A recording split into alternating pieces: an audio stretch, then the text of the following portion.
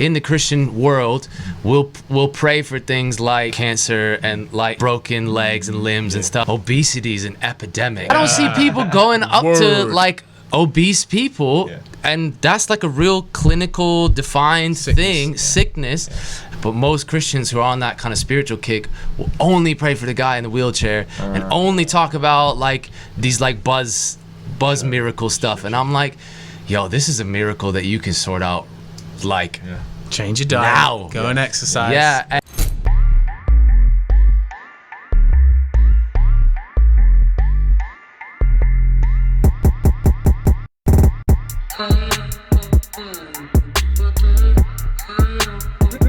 Ruslan. So you guys are vegan? Yeah. Or plant-based, excuse me, plant-based. That's the politically that's the wave. correct term. Tell me about just your guys' hope and heart in terms of wanting to be more intentional about your health and your, you know, just being more aware of that. Yeah. Knowledge is power. I just think like I was putting stuff into my body that I don't even know how to pronounce the word, let alone what it is and what my body does chemically to break it down, and whether I'm even meant to have that stuff in my system. I feel like that with a lot of stuff, technology, with certain things that we do, and I'm like, I don't even know what this is, and I'm accepting it. Like, what am I doing? And once I started kind of educating myself a little bit and realizing that I have complete control over what goes in my hand and what goes in my mouth, and that's my fault if I don't learn that. That just for me was like the gateway into taking it a little bit more seriously. Josh, you said it kind of different. You were like, look, I just wasn't getting enough vegetables. And this is an easy protocol for me to just eat more veggies. Exactly. Like, so Ryan was vegan first about almost 2 years ago. Almost 2 years ago. No, I think 2 years ago. 2 years ago. 2 years ago. And then I've only been like full, we say vegan because more people understand, but like full plant-based for like a month now. But I cut out red meat like 9 months ago, and I've been slowly transitioning to it, which if you want to do it, like that's the best way to do it, is be slow transition. But like for me, like without this diet, like I'm not eating the greens, I'm not eating the beans, I'm just eating like steak or like sausage with like just terrible, like just not healthy. So I've this whole year, because I had a whole thing about fit for 30, because this year I turned 30, so I was like, I want to get fit for 30, like I want to be like better, I want to be a good dad, I've got young kids, so I need the energy, so this whole year I've been like on a whole eating plan, making sure that I'm eating healthy, eating well, so I was like a little bit of carb cutting, a little bit of all that kind of stuff, but then I realized that it was just not maintainable, not easy, and I wasn't really getting my veg and stuff like that, and to be honest, most of the time it was just more from starvation, like eating less, that I was keeping a good weight, which I think a lot of people fall in the trap of. Whereas I watched What the Health, and a lot of the doctors on there, it's a documentary on Netflix, a lot of the doctors on there were like, when you're vegan you can eat as much as you want, and I was like, oh hello, that sounds like something I'm interested in, and they were talking about like what the vitamins in the vegetables and stuff like that, and I was like, wow, like I don't have any fiber in my diet, I don't have any like I don't have any vitamins in my diet, I'm like, don't have any calcium, any of this in my diet, so I just was like, I transitioned over more to eat more vegetables and stuff like that, but to be honest, I just feel so much healthier, so much more energy, I'm getting my protein just as long as I eat more calories of it and stuff, but I think one, I appreciate that you guys are like real vegan plant-based, because there's a lot of people that are like, I'm vegan, look at me eat this vegan cheeseburger. That's stupid, man. That is stupid. And then two, I was trying to persuade these dudes to go and get a California burrito, and I was like, how do we do that? Are you? He's trying to lead us into sin. He's leading us into sin. But this is what I learned. This is what I learned through the process, is that like just hanging out with you guys and eating, I looked and I was like, oh, we're eating the same things. You know what I mean? The only difference is I have a little bit of lean chicken on mine, a little bit of lean fish. And I think the dope part is that sometimes we were talking about this earlier, like you otherize people. Right? You polar. It's like a dualistic thing. Yeah. It's like you define it by I'm this and they're that. Yeah. I tend to lean more towards a paleo position, but I eat a lot of leafy greens. You're mad healthy, bro. Yeah. Like, so every like plant-based person I meet, my man, shout out to my man, Street Hims, aka Levanindo. He's a plant-based dude. He's like, bro, like you're the only paleo person I respect because I watch what you eat. You're like really about it. Yeah, that's what I thought when I saw what you eat, because I was like, paleo, like the guys I know who eat paleo are like steak with eggs and cheese, and I'm like, that is like a heart disease on a plate. Like if you eat that for 6 months. I don't think paleo is supposed to do cheese. I mean, we don't. No, is it not cheese? Oh, what's paleo? No. What's paleo? Paleo is what you described. A lot of nuts, steak, seeds, fruits, veg, and I thought it was like the high fat. No, you're that's thinking keto. Keto. Yeah, now that's a whole nother. I don't rock with keto. Yeah. I think keto's terrible. Because Minio's on that keto. Who's that? Minio. I think he's trolling. Yo, I think he's trolling. He was evangelizing us out there. Now, okay, so keto, the dangerous part about, not dangerous part, the sketchy part about keto is you're trying to switch your body's energy source, your fuel. To put your body in a state of ketosis and from carbohydrates to fats. Yeah. That just sounds scary to me. So I'm gonna eat bacon and cheese and avocados, and you lose a lot of weight. But most people on keto end up losing the weight, gaining it back. Quick, you know. And you clog up your arteries from all that fat. Your arteries. That's how the British say your arteries. But what I discovered is that we're actually true vegan people and true plant-based people and paleo people are actually against the same thing, in that we're against processed food. We're against junk food. We're against like gratification without work. You know what I mean? Like I don't like anything that controls me. Is like, I'm like, that's bad. When I learned that there was casomorphine in cheese and in milk, and I'm like, that's an addictive substance, and I started hearing companies talk about, let's make them cheeseaholics, let's get them, like, let's not just get casual cheese eaters, like, let's make them cheese fanatics, and they got words like snackability, but really that means how addicted are we gonna have? And then I'm like, any addiction that goes to its extreme, and you've got people dying. Somebody's losing their dad. Somebody's losing their brother. Somebody's losing their mom. Somebody's losing their sister. Like, and for money. And for money, and because people don't know any better, there's a lack of education. There's a lack of there's like a manipulation that happens, and people don't know any better. And I was just like, yo, anything that controls me, aside from like God and even God, like the whole crux of the Christian idea is that God doesn't control you. God allows you to put your life back into his hands, and it's like that's a co-submission thing. Like, I submit to you making your decision, and then I'll let you submit to me. And for me, that's fair. Like, that seems right to me. But a food and a company leveraging stuff so that they can bioengineering stuff. It's sketchy. It's sketchy. I don't trust it. No, I'm with you. And I even feel people who are like, bruh, I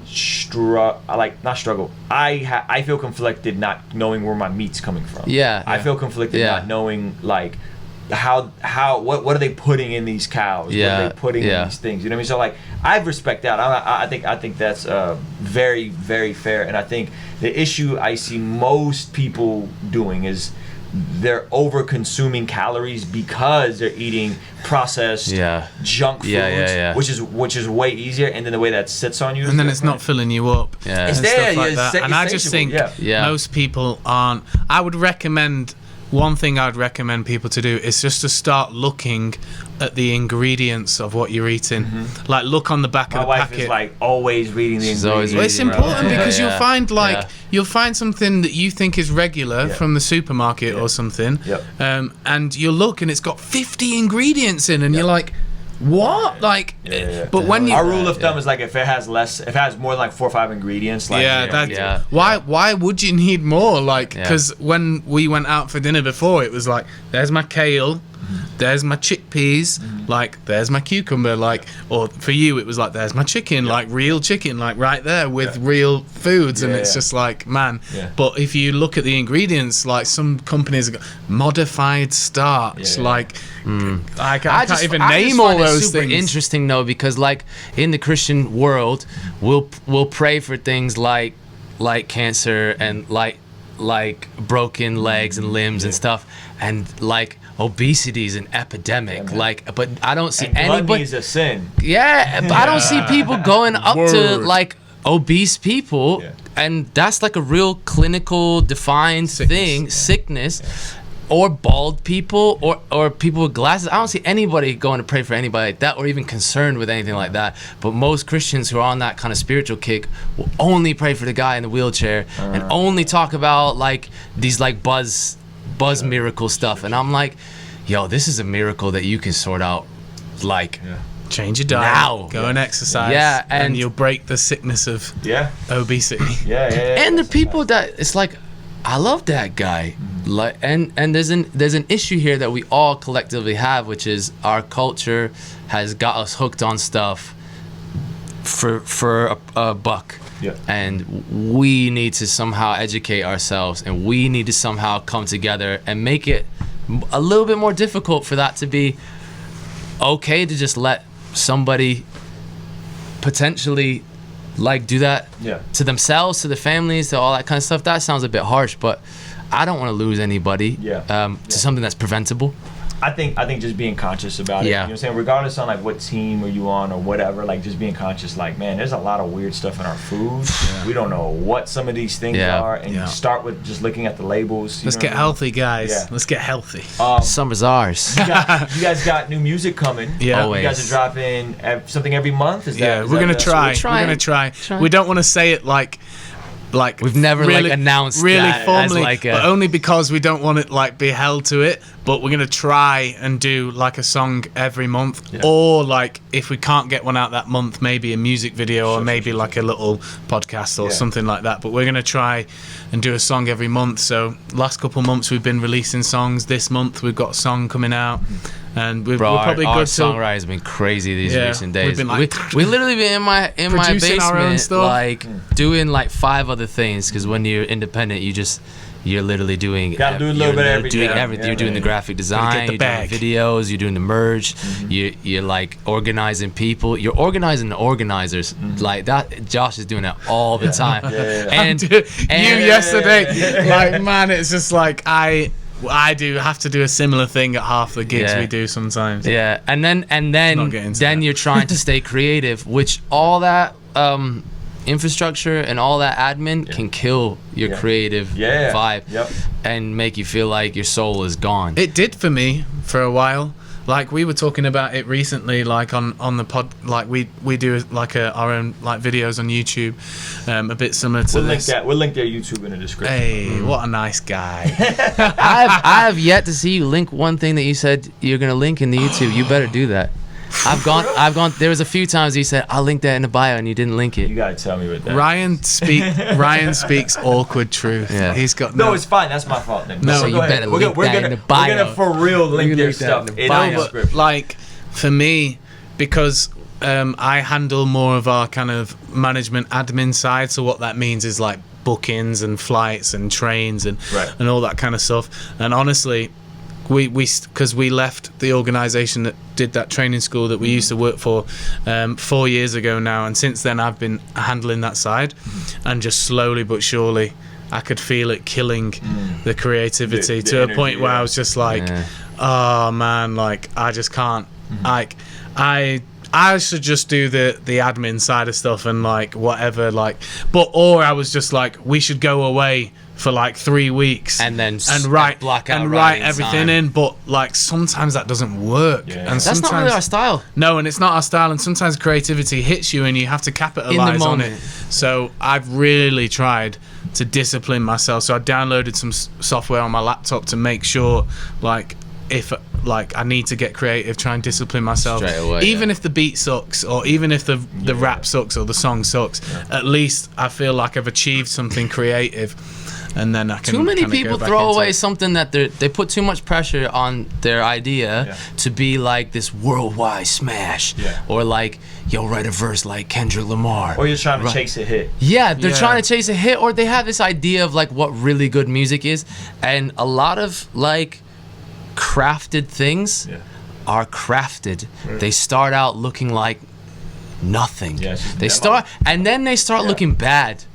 And they look bad for a long time until they start looking good. You're and preaching right now, bro. Just have a go. I've got almost like 900 voice notes on my phone right now, and like that's from any moment. You do not know when an idea is coming from your head. I'm not a singer. I can kind of hold a tune a little bit. I'm not a singer, but half those voice notes are sung melodies, because when you actually go to be a professional musician and you have to walk in that room and say, today we are writing a song, and you have no ammo in the tank, you just expect that it's again the story thing, because you saw a YouTube video of some big guy walk into studio and go effortlessly and just write a hit. Oh, that's that song, that's that hit song. He just came in and he was like, he played the 4 chords and he sang that. And maybe he did, but nobody sees the 10 years before of the grind of him building that ability to do that, and our creativity is really fluid. Our guy who kind of taught us everything that we know about songwriting, he calls us the vibe merchants. That's us. You throw a beat on, we'll find the vibe there. We'll find something that we think is the vibe on that, and like then we have to work super hard at the content, the lyrics, the ideas, because we can throw a bunch of melodies in, a bunch of like cadences and flow big ideas and stuff like that, and like a big chorus or something. But then the hard work's like, okay, we should say something in this song. What are we saying? Are we saying enough? Are we saying that? That's why I think we've always gravitated towards calling ourselves songwriters rather than rappers, and rather than labeling yourself a hip hop artist. I just feel like, to me, that limits too much for me. I hate being called a rapper. I was at a wedding and somebody, I sat down and they were like, so your wife says you're a rapper, and I was like, no, I'm an artist, I'm an entrepreneur, I'm a creative. I'm not a rapper. I hate that word. You got to own that. Like, you've got to really get behind that, know who you are, like know what you want to do. What are the labels you're accepted? If you really want to accepted? just rap, like, fair enough, but I think most people want a bit more like a big song or something. So just get into songwriting, like open yourself up to the melodies and to the beat making side of things, and like just get a bit more familiar with the industry. It's good, man. Well, there you have it, ladies and gentlemen. Social Beingz. You guys got anything you want to plug before we wrap up? Yo, just check us out. Depends when this comes out, but check the link in the description for real. There'll be a link in the description. Follow us on Instagram at Social Beingz with a Z on the end. Check us out on Spotify. If you're an American artist, we want to collaborate. There just seems to be no crossover. Only American artists, though. Only American. We know that UK guys, they get together, they connect. I just feel like America. There we go. Hit us up. Appreciate you guys. Thank you so much.